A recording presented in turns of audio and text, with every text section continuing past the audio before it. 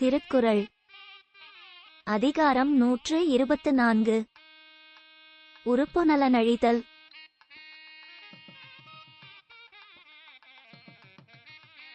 சிறுமை நமக்கொழியச் சேற்றென்றார் உள்ளி நறுமலர் நாணின கண்.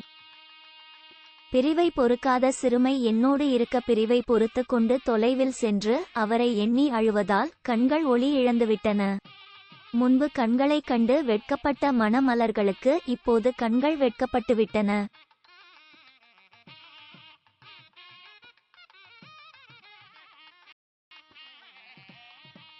நயந்தவர் நல்காமை சொல்லுவ போலும் பசந்து பணிவாரும் கண். பசந்து நீர் சிந்தும் கண்கள் நான் விரும்பியவர் என்னை விரும்பவில்லை என்பதை பிறர்க்குச் சொல்லும் போலும்.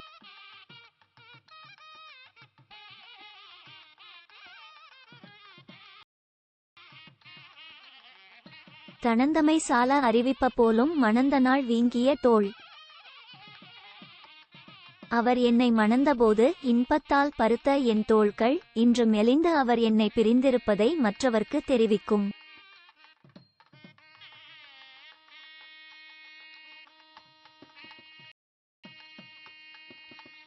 பனை நீங்கி பைந்தொடி சோறும் துணை நீங்கி தொல்கவின் வாடிய தோள்.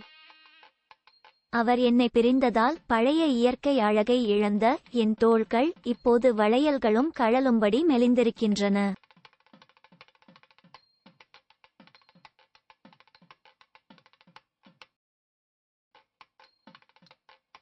கொடியார் கொடுமை உரைக்கும் தொடியொடு தொல்கவின் வாடிய தோள். வளையல்கள் கழல முன்னைய இயற்கை அழகையும் இழந்த என் தோள்கள் கொடிய அவரின் கொடுமையை பேசுகின்றன.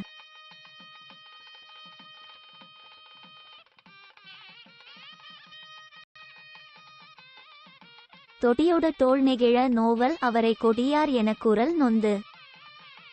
வளையல்கள் கழன்ற தோள்கள் மெலிய அவரை கொடுமையானவர் என்று அவை நொந்து பேசுவதை கேட்டு நான் வருந்துகிறேன்.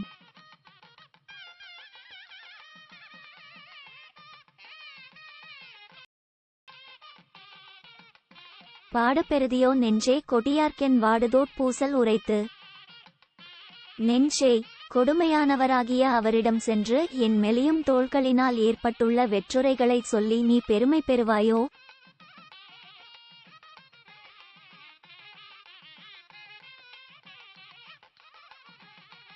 முயங்கிய கைகளை ஊக்க பசந்தது பைந்தோடி பேதை நுதல்.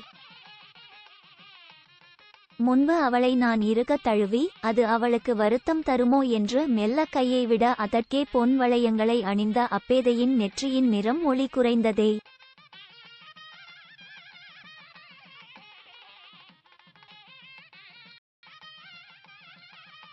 முயக்கிடை தன்வழி போழ பசப்புற்ற பேதை பெருமழை கண். அப்படி நான் கையை மெல்ல எடுத்ததால் எங்கள் தழுவலுக்கு இடையே குளிர்ந்த சிறுகாற்று நுழைந்தது. இந்த இடைவெளியை கூட பொறுக்காமல் அவளுடைய பெரிய குளிர்ந்த கண்கள் நிறமிழந்தன. இப்போது அவை எப்படி இருக்கின்றனவோ?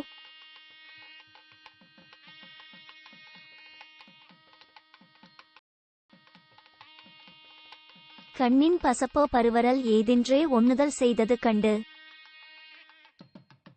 குளிர்ந்த சிறுகாற்று இடையே நுழைந்ததைக் கண்டு நெற்றி நிற வேறுபாடு அடைந்தது. அதன் மென்மையை பார்த்து வெட்கப்பட்ட கண்ணும் துன்பம் உற்றதே.